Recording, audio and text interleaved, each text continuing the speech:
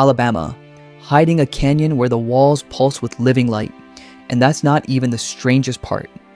How does a state dismissed as flyover country secretly hold more freshwater species than almost anywhere on Earth? Mother Nature looked at Alabama, grinned, and buried 10 impossible places right where nobody thought to look. This is unseen Alabama nobody talks about.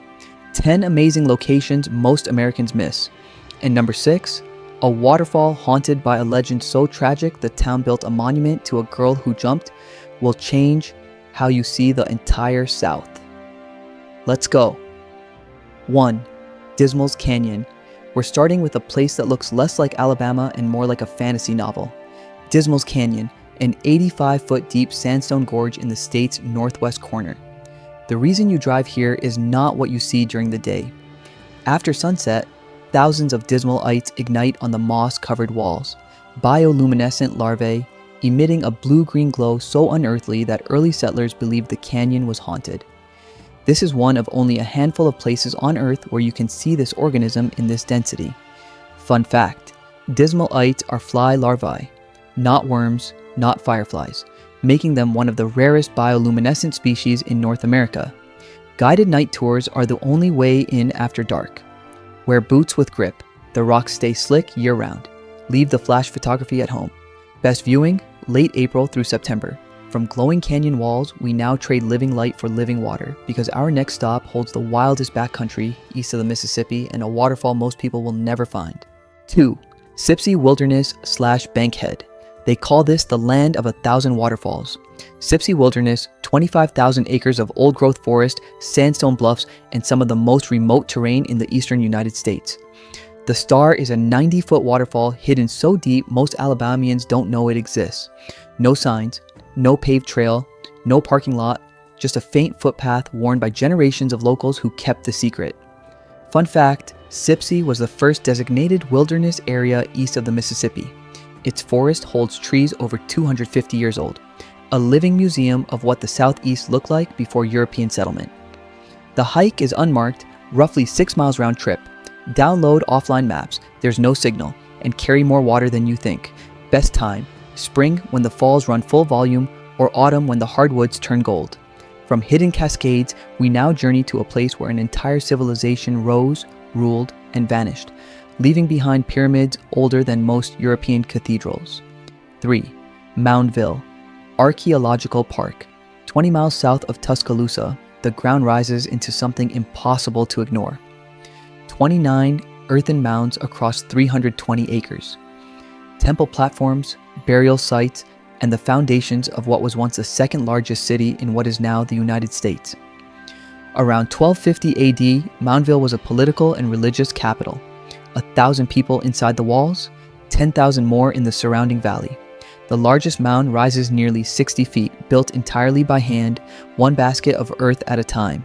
Fun fact, the Mississippian people had no written language, no draft animals, and no wheel, yet engineered a city with precise astronomical alignments and a trade network stretching from the Great Lakes to the Gulf of Mexico. The museum holds carved stone effigies and copper ornaments that reveal a culture far more complex than textbooks suggest. Best time, spring and fall. Summer heat on those exposed mounds is unforgiving. From ancient pyramids, we now trade human ambition for raw geology, because the deepest canyon east of the Mississippi is hiding a waterfall you can hear before you see. 4. Little River Canyon. Little River Canyon carves a 600-foot scar through Lookout Mountain, deeper than anything east of the Rockies. The river itself is one of the cleanest and wildest waterways in the South, announcing itself with a 45-foot plunge at Little River Falls before thundering into the gorge. 2 ways to experience it: the Rim Drive, 11 miles of overlooks, or the canyon floor, cooler, quieter, with house-sized boulders scattered like a giant dropped them and walked away. The Little River is one of the longest mountaintop rivers in the United States, flowing along Lookout Mountain's summit before finally dropping. A geological oddity that defies how rivers are supposed to behave. Swimming holes hide throughout, but watch the current. It moves faster than it looks. Best time, May through October for swimming. The Rim Drive is open year-round and free. From 600 feet of sandstone, we now climb higher, to the rooftop of Alabama, where the rocks are older than bones and the view stretches into 4 states. 5. Cheaha State Park. At 2,413 feet, Cheaha Mountain is Alabama's highest point, but the number doesn't tell the real story. The mountain is ancient quartzite, nearly 500 million years old. Standing on the summit, you're standing on stone that predates the Appalachian Mountains themselves. The CCC-built stone tower delivers a view across 4 states on a clear morning. Trails spider through the park, including a stretch of the Pinhoti Trail, the 335-mile route connecting to the Appalachian Trail. Cheaha's quartzite cap is the same geological formation as Georgia's Stone Mountain, but unlike its famous cousin, Cheaha has remained almost entirely undeveloped, making it one of the least commercialized high points in the eastern United States. Bald Rock, a massive quartzite slab just below the summit, is wheelchair accessible via boardwalk. Best time, sunrise. Valley fog turns the lower peaks into islands floating in a sea of cloud.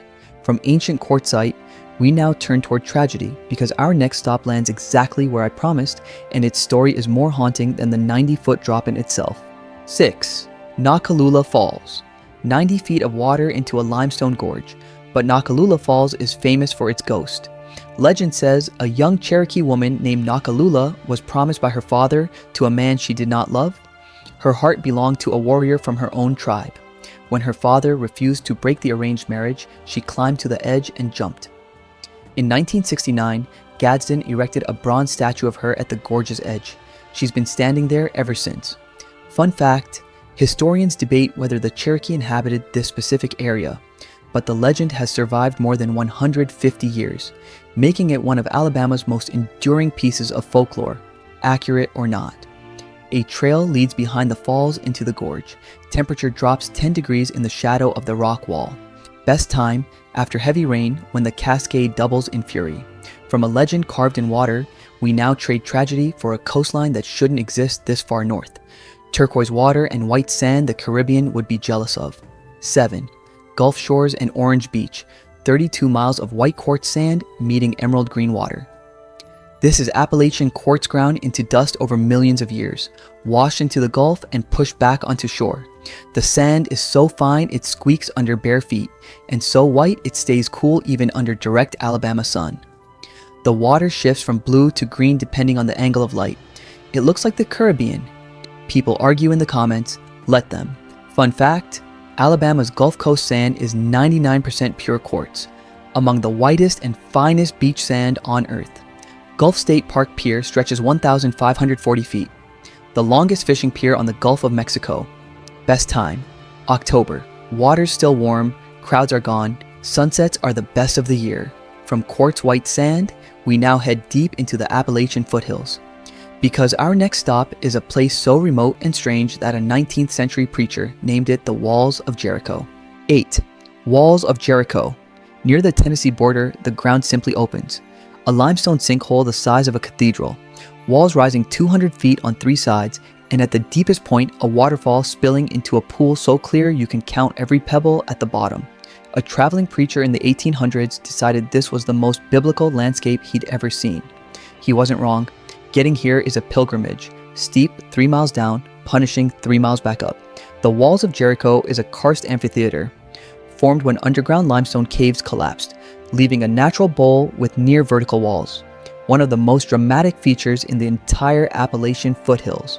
The waterfall runs hardest in winter and spring, but summer brings swimming in that pool under Alabama's sun with 200 feet of limestone rising around you. Start early, no cell service, bring a water filter. From cathedral walls, we now return to water. 44,000 acres of it, with a rock formation so strange it has become the unofficial monument of an entire lake. 9. Lake Martin. Lake Martin is not natural. Alabama Power dammed the Tallapooza River in 1926. What happened next feels almost supernatural. 44,000 acres of water, 750 miles of shoreline, wrapped around islands and coves that still swallow boats whole. The icon is Chimney Rock, a 50-foot granite pillar rising straight out of the water.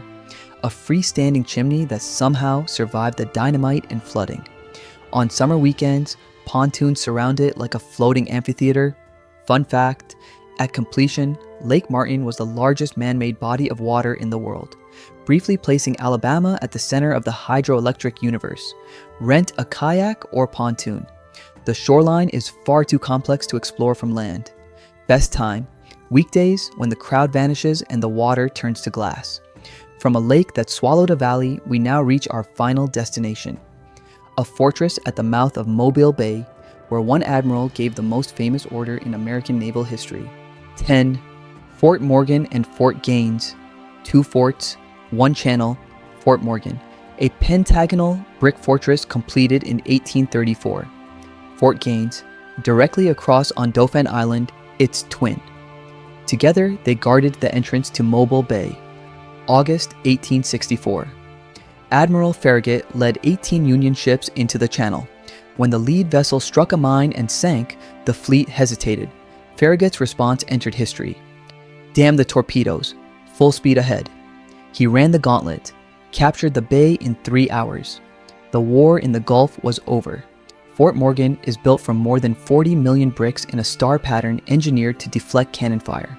One of the finest surviving examples of 19th century coastal fortification in the United States. Walk the ramparts. Descend into the ammunition bunkers. Stand where Farragut's fleet entered the channel. Best time, late afternoon. The old brick glows deep red, the same brick that absorbed cannon fire 160 years ago.